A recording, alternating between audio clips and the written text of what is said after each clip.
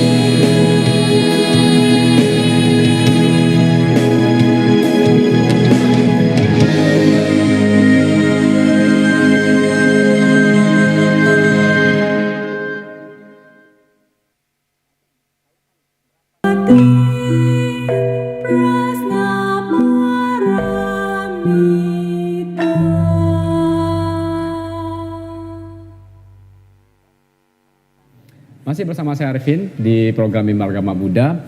Bante, ini kita kalau bicara tentang Buddhis Bante, cerita tentang guru, dimana kalau di salah satu parita yang kita baca yaitu Buddha Nusati, disebutkan bahwasannya Buddha itu adalah gurunya guru agung para dewa dan manusia. Kalau yang kita ketahui secara umum biasanya nih para dewa ini kan seperti seseorang yang sangat agung, sangat suci, yang harusnya membimbing umat manusia. Namun menariknya Buddha Sakyamuni disebut sebagai gurunya para dewa dan manusia. Lantas sebenarnya bagaimana sih sosok seorang Buddha ini sehingga bisa mendapatkan satu gelar sebagai guru agung para dewa dan manusia, yang menjadi sosok yang bisa diteladani oleh umat Buddha di Indonesia, Bante? Ya, ini menarik sekali ya. Saudara Arifin, pertanyaannya ini sangat sangat spesial ini. Karena orang sering lupa kenyataan bahwa Buddha itu adalah sosok seorang guru agung yang luar biasa, dan Buddha tidak mengatakan dia nabi, tidak mengatakan dia avatar, tidak mengatakan dia sebagai penjelmaan ilahi dan sebagainya. Tapi beliau menempatkan dirinya sebagai guru. Karena apa? Karena sebagai guru punya tugas mengajar, mendidik para siswa untuk mencapai keberhasilan. Jadi bukan tempat meminta-minta. Kalau sang Buddha seandainya menyatakan dirinya adalah sebagai nabi atau avatar dan sebagainya, maka atau apalagi penjelmaan avatar ya, maka itu akan membuat orang hanya meminta-minta kepada Buddha. Dan itu tidak visi misi seorang Buddha.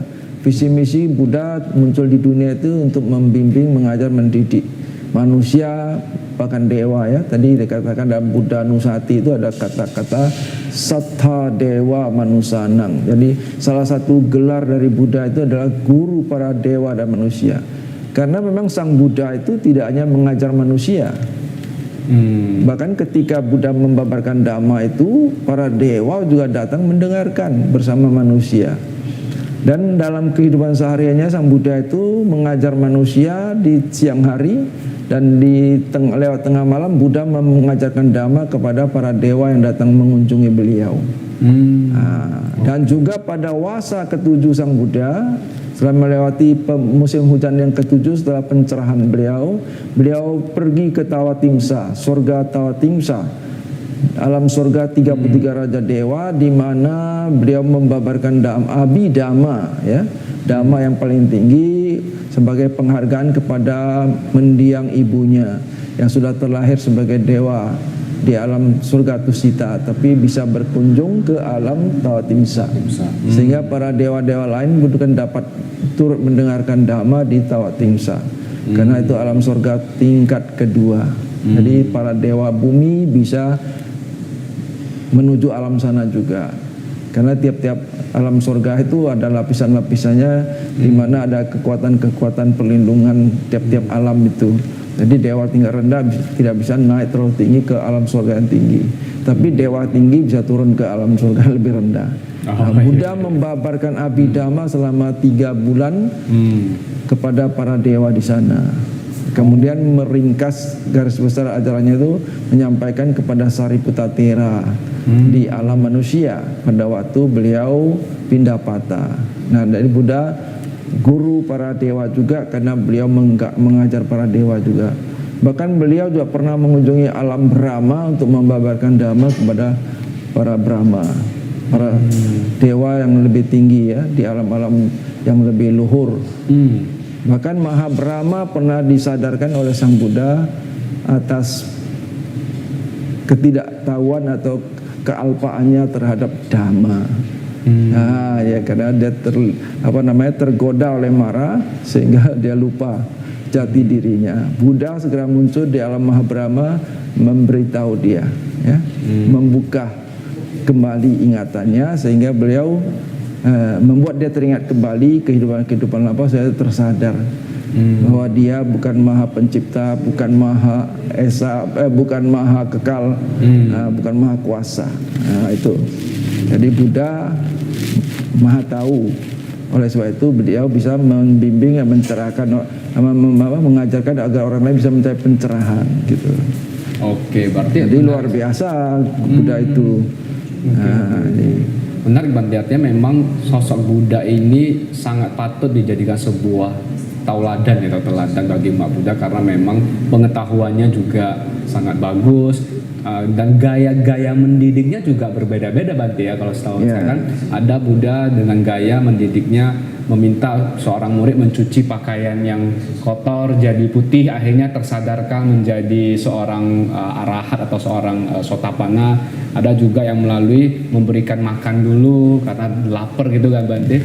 Nah, gaya-gaya Buddha ini berarti juga harusnya dipahami oleh para guru di zaman sekarang, bahwa saya tidak bisa satu metode diajarkan sama dengan seluruh murid yang punya latar belakang berbeda, cara berbeda. Nah, menurut Bante sendiri, bagaimana peranan guru ini meneladani sosok Sang Buddha ini yang punya gaya-gaya khusus dalam mendidik murid-muridnya yang berbeda karakter Bante? Di zaman sekarang ini para guru sudah bisa terbantukan dengan banyak itu ya fasilitas yang ada. Nah, jadi dengan media-media yang ada, media pendidikan yang ada, ya, teknologi pendidikan yang ada, para guru sudah bisa untuk membantu para siswa dengan berbagai cara. Nah, jadi dalam dunia pendidikan memang ada metodologi pendidikan, metodologi pengajaran. Itu ada banyak-banyak teknik itu, banyak metode. Hanya saja gurunya piawai nggak menggunakan itu. Ya, itu saja. Jadi banyak cara. Kadang-kadang ya kalau gaji gurunya pas-pasan, mana sempat dia mikir itu. Oh iya benar-benar. Nah, dia saja sudah stres untuk memenuhi kebutuhan rumah tangganya. Makanya ini semua itu harus ditopang ya. Di semua sisi, dari sisi guru juga perlu ditingkatkan, ya kan, dari segi metodologi pendidikan, juga ini teknologi pendidikan ya, perlu dikuasai. Kemudian dari siswa-siswa ini akan timbul rasa hormat juga. Biasanya rasa hormat timbul bila yang gurunya itu memiliki wibawa. Wibawa timbul karena menguasai ilmu. Kalau guru yang piawai pasti akan dihormati siswa. Nah, ini seperti itu. Jadi seorang guru memang harus membuat dirinya layak menjadi guru. Nah, oleh sebab itu kalau bisa ya memang ya lulusan-lulusan terbaik perguruan tinggi di prospek untuk jadi guru. Ya kan, supaya guru-guru yang ada itu berkualitas tinggi. Karena itu pendidikan itu menjadi bangkit atau runtuhnya suatu bangsa itu ya, peranan guru sangat penting. Nah, penting. Kalau nggak ada guru lagi sudah susah itu. Oke, Bang. Nah, ini. Berarti jadi dalam Buddhism ya guru itu sangat dihormati. Bahkan Sang Buddha itu juga guru. Biku-biku sangga juga dipanggil Bante, artinya kan guru. Guru, iya benar. Ya, kalau yang Mahayana disebut Sufu, ya guru juga. Guru juga. Ya kan? Nah, ini guru itu penting dalam kehidupan. Artinya seperti lagu himne guru itu kan? Iya. Bagaikan pelita dalam kegelapan. Benar. Jadi kalau nggak ada guru, dunia ini gelap. Benar. Jadi guru dalam arti ya bukan hanya guru di sekolah, terutama sekali guru di rumah. Karena di zaman digital ini peranan guru secara tatap muka langsung itu akan makin berkurang. Ya. Apalagi kemarin kita ketika pandemi ya semuanya online. Jadi kalau online tuh bisa nanti mencakup banyak murid. Bahkan dikatakan di kedepannya nanti satu dosen bisa mengajar 1.000 mahasiswa. Nah, tapi peranan dosen kepada mahasiswa itu sudah lebih kepada kognitif saya kira. Iya. Untuk kecerdasan intelektual saja. Nah, di pendidikan dasar ya usia usia emas lah, keemasan itu waktu SD itu sangat penting. Pendidikan karakter itu di situ. Nah, sikapnya afektif itu penting. Jadi kalau ada kuliah itu sudah kepala di dunia kampus itu ya akademis ya, lebih kepada peningkatan critical thinking semacam itu. Ya. Ya itu, jadi lebih ke IQ. Oke, Bante. Nah, EQ-nya mana? Iya, iya, iya. Ya di pendidikan dasar menengah itulah EQ-nya harus dibentuk itu. Betul, Bante. Emotional quotient ya. Yes. Kecerdasan emosional, kemampuan dia untuk bersosialisasi, ya kan?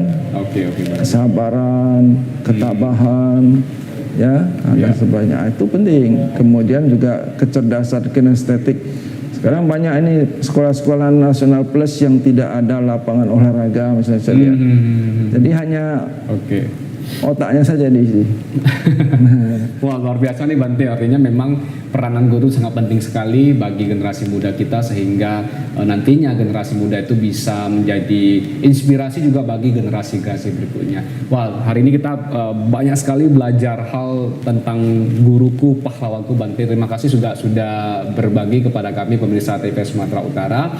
Bagi pemirsa TVRI Sumatera Utara yang ingin mendengarkan ulang siaran ini bisa langsung melalui YouTube yang ada di TVRI Sumatera Utara. Untuk itu saya Arifin Halim beserta dengan narasumber. Terima kasih sekali lagi Bante sudah berbagi kepada kita semuanya dan mewakili seluruh kru dari TVRI Sumatera Utara mengucapkan terima kasih. Semoga Mimbar Agama Buddha ini bisa terus menginspirasi kita semuanya. Namo Sang Hyang Adi Budaya, Namo Buddhaya. Namo Buddhaya.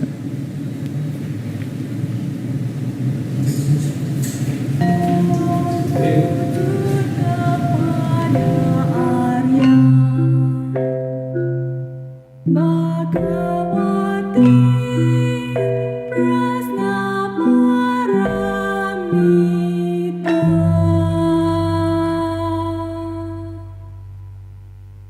Sa